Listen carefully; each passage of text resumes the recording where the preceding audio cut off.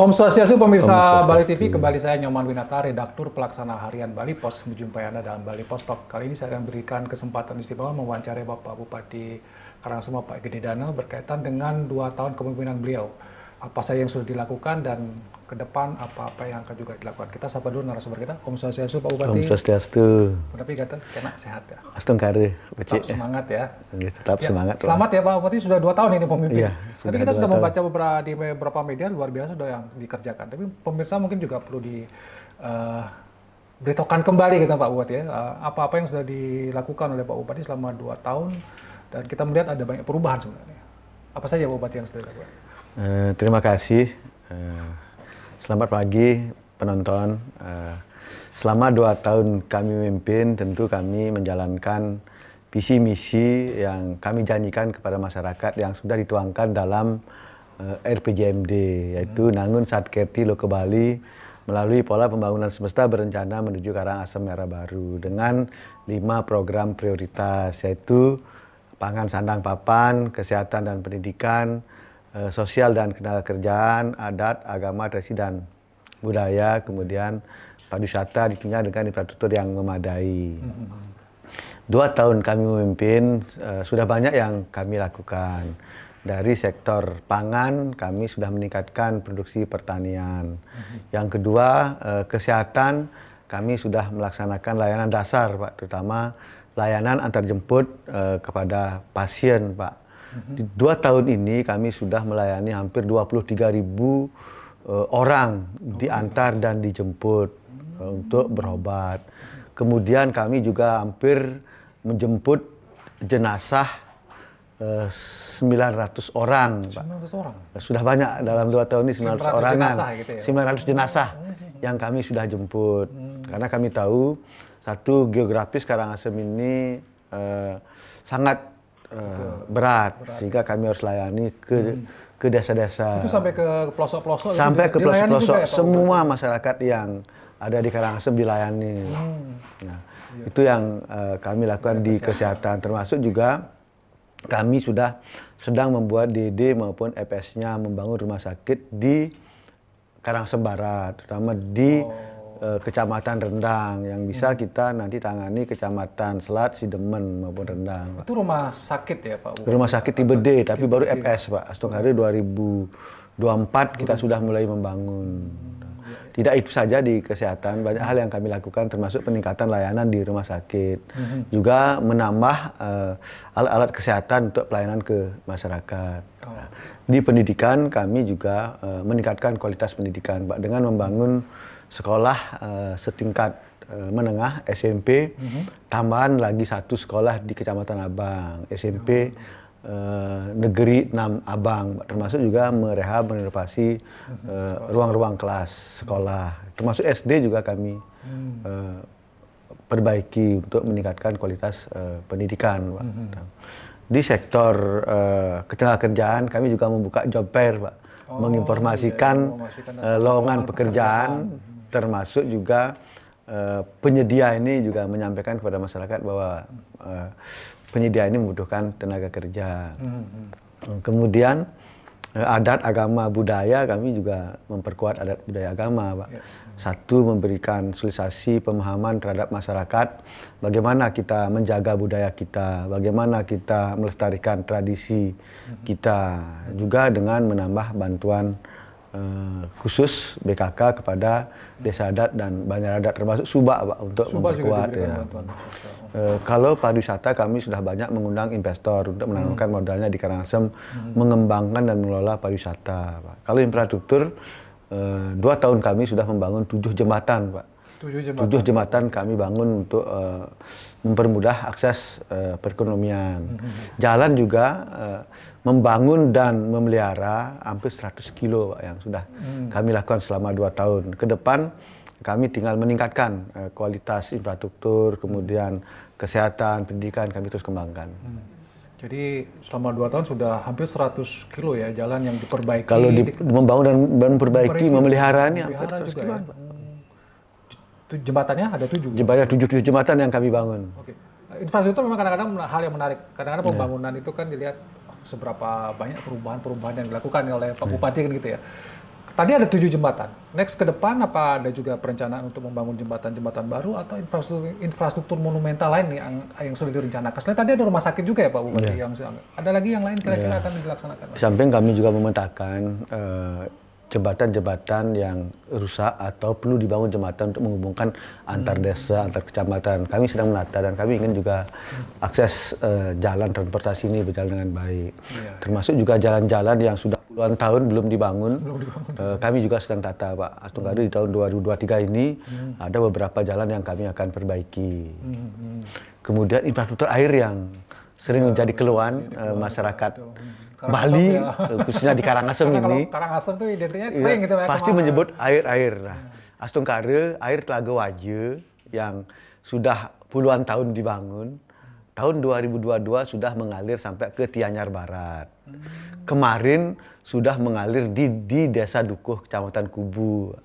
Masyarakat sudah senang sekali dengan air Telaga Waje ini bisa mengalir. Tahun 2023 ini kami ingin mengembangkan di Kecamatan Abang, Pak.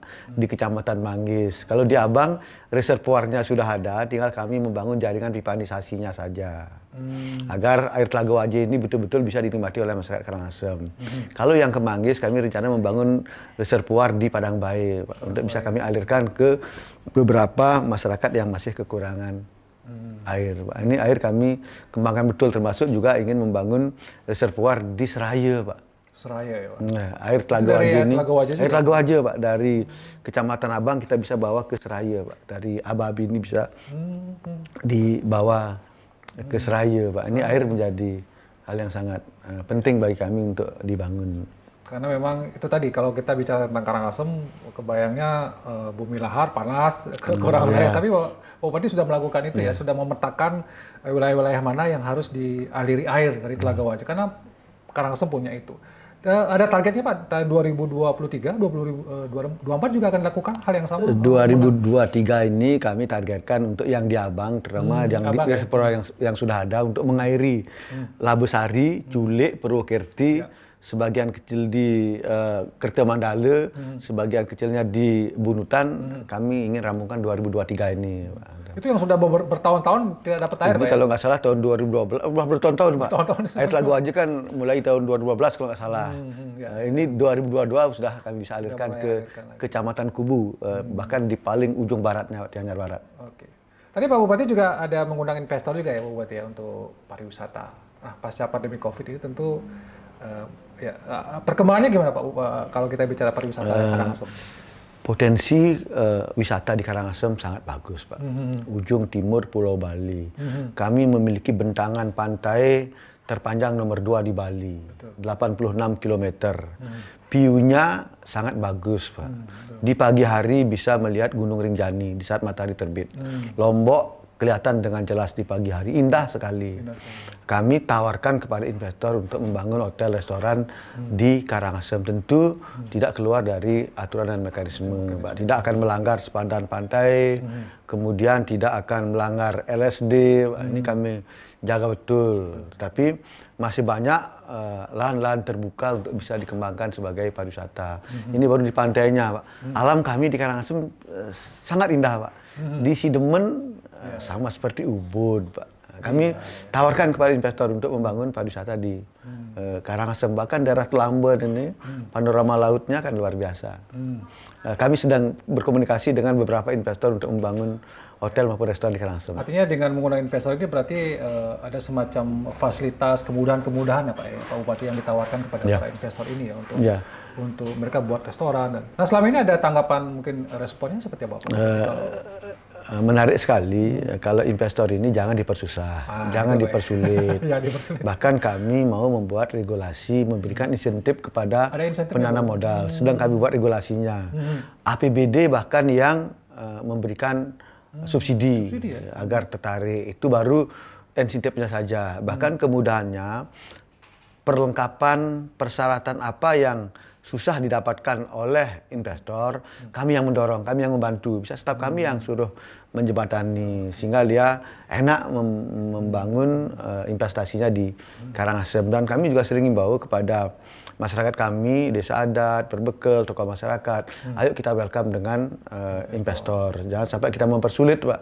Bahkan Presiden sekarang menginstruksikan jangan menghambat investasi. Ayo kita bersama-sama demi kemajuan Karangasem. Baik, luar biasa ya pertanian. Kalau pertanian sudah juga Pak ya, ada peningkatan hasil pertanian juga sudah Pak lakukan selama 2 tahun ini Pak ya? Pertanian ini memang kelihatannya tidak terlalu cepat berhasil atau tidaknya.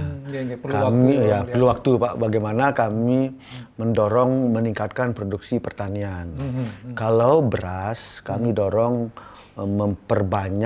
memperbaiki irigasi, sehingga air tidak terbuang percuma, sehingga sawah ini semakin bisa kita kembangkan.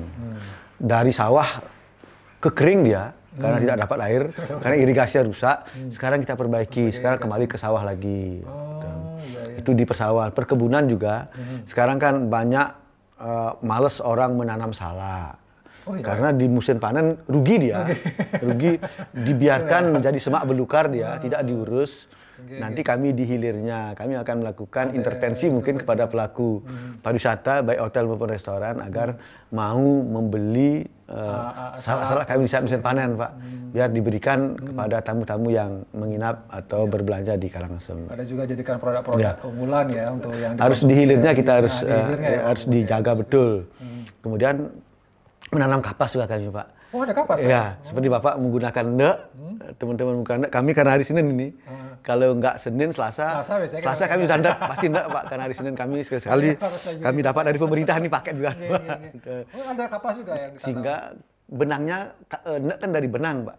Benang kan dari kapas, Pak. Kapas. Nah, kami di tahun 2021 akhir menanam 50 hektar kapas. Berhasil, Pak. Berhasil, Pak. Sehingga di tahun... Di daerah mana itu, Pak Bupati?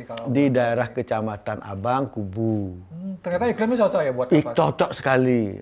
Hasilnya 2 kali lipat. Oh ya? Bunganya sangat lebat sekali. Nah, sekarang kami mengembangkan sampai ke Serayu, kita Karangasem, Pak. Menjadi 100 hektar tahun 2022 yang lalu. Mungkin sekitar Maret ini panen dah. Karena hujannya terlalu panjang ini, ini yang membuat alam ini agak... Iya, kalau hujan yang banyak juga agak bagus. Kurang bagus ya? Kurang bagus. Dia berdaun aja terus, kemudian... Tapi nggak ada bunganya? Bunganya, kalau toh berbunga agak busuk dia. Oh, gitu ya. Jadi... Tapi kalau lihat tahun 2021 berhasil kita. Berhasil ya? Mungkin dengan cuaca nanti 2023 ke depan agak bagus. Ya, bagus. Kan bisa kapas bagus ya. Untuk memenuhi kebutuhan benangnya. Satu lagi yang mungkin menarik juga tentang arak, Pak Bupati. Karangasem itu dengan araknya ini. Gimana ada proses yang sudah katakanlah signifikan, karena kan Pak Gubernur sudah memberikan instruksi yang luar biasa untuk mendorong arak ini. Gimana tanggapan di Karangasem itu? Yang pertama kami ucapkan banyak terima kasih kepada Bapak Gubernur, Bapak Owen Koster, sudah membuat peraturan gubernur. Ini luar biasa, Pak. Menjaga, mengamankan, melestarikan arak Bali. Arak Bali yang dibuat secara tradisional ini. Berarti kekayaan intelektual orang Bali ini dijaga betul oleh Pak Owen Koster. Hanya saya mengimbau kepada masyarakat yang membuat arak tidak destilasi ini agar menghentikan, tetap membuat arak sesuai dengan budaya kita, proses tradisional ini. Kalau toh kekurangan bahan baku, ayo kita dorong bersama-sama agar petani kita mau istilah Balinya, istilah Karangasem nuakin, Pak. Nuakin iki. Kalau di Karangasem nuakin ada nuakin ental, nyoh, jake, Pak. Ada bahannya itu buat kita arak.